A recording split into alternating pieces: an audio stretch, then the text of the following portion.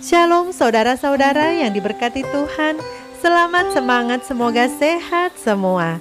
Di pagi hari yang penuh dengan berkat ini, kembali lagi kita bersyukur dan memuji Tuhan melalui doa dan firman-Nya, karena anugerah kasih-Nya yang tak berkesudahan di dalam hidup kita.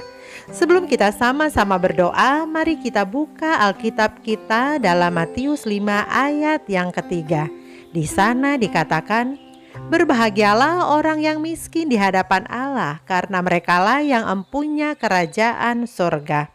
Saudara-saudara yang diberkati Tuhan, sekilas perkataan Yesus dapat membuat kita bertanya-tanya, apakah menjadi miskin, lapar, sedih, dan dikucilkan merupakan suatu berkat? Lalu, apakah menjadi kaya, puas, gembira, dan disukai orang merupakan suatu celaka? Seruan berbahagialah ditujukan kepada mereka yang mengalami kesulitan dalam hidup berkaitan dengan iman mereka kepada Tuhan. Mereka menjadi miskin, lapar, sedih, dibenci, dikucilkan, dicela, dan ditolak. Itulah harga yang mereka harus bayar karena komitmen mereka untuk mengikuti Yesus.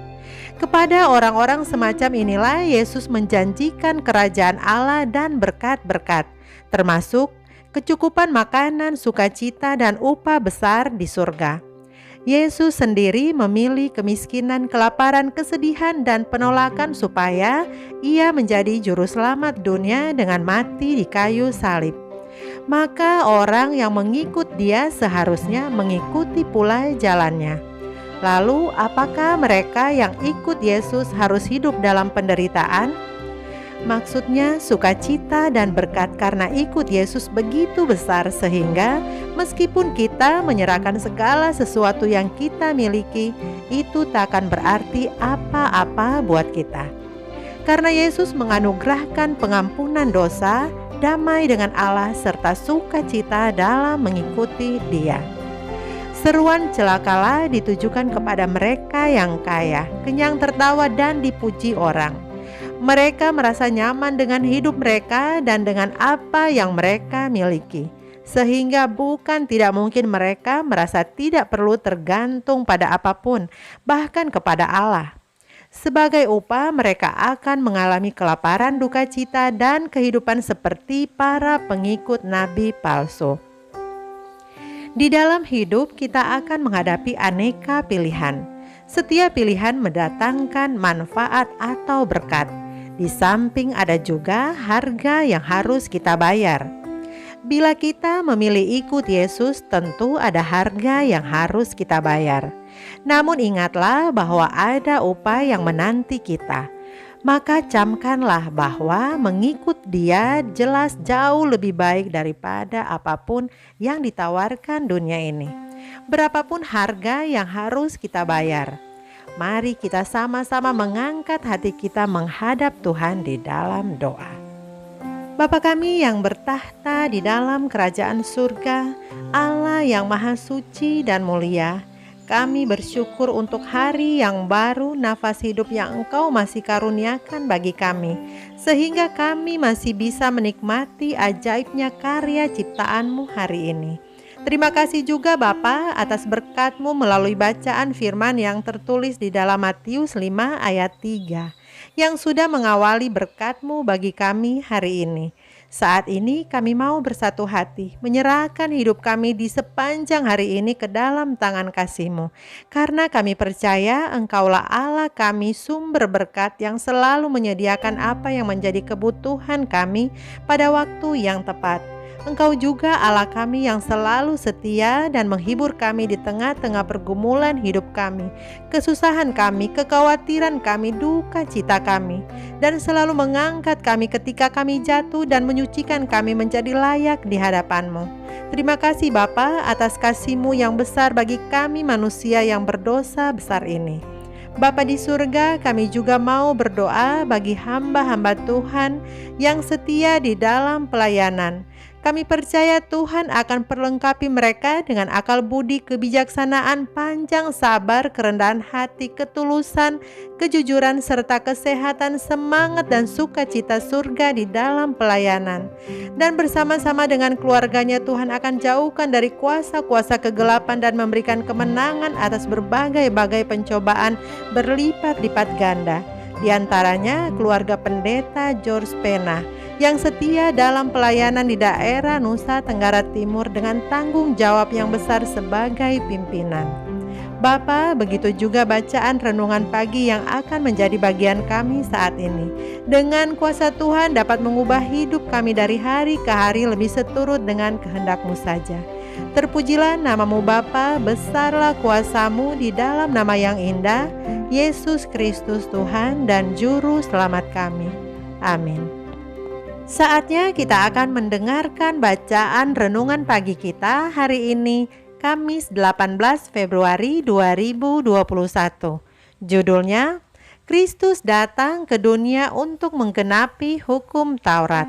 Ayat intinya terdapat di dalam Matius 5 ayat 17.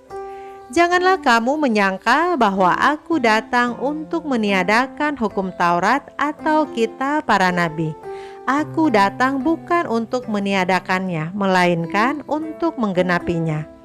Saudara-saudara yang diberkati Tuhan, Allah memilih Israel sebagai tempat penyimpanan harta kebenaran yang tidak ternilai harganya untuk segala bangsa, dan Ia memberikan hukumnya kepada mereka sebagai standar karakter yang mereka harus diperkembang di hadapan dunia, di hadapan malaikat-malaikat, dan di hadapan dunia-dunia yang belum jatuh dalam dosa. Melalui ketidaktaatan dan ketidaksetiaan bangsa pilihan Tuhan memperkembang suatu tabiat yang berlawanan dengan tabiat yang dimaksudkan Allah, supaya mereka berkembang oleh menurut hukumnya. Mereka menaruh bentuk dan tujuan mereka atas kebenaran sendiri, membuangkan daripadanya tujuan Allah. Hukum Allah sedang ditanam di bawah catatan bentuk-bentuk upacara secara lahiriah saja, seperti pembasuhan tangan sebelum makan, dan pembasuhan cawan-cawan dan mangkuk-mangkuk. Persepuluhan dituntut keras atas rempah-rempah kebun yang sederhana. Bagi orang-orang yang lebih mengutamakan perkara yang kecil-kecil ini, Kristus berkata, "Yang satu harus dilakukan dan yang lain jangan diabaikan." Di tengah-tengah segala bunyi suara hiruk-pikuk yang membingungkan ini, perlu seorang guru yang langsung dari alam surgawi untuk berbicara dari bibir yang diilhamkan kepada hati manusia, dan menyiarkan segala kebenaran penguji yang begitu penting kepada tiap-tiap orang.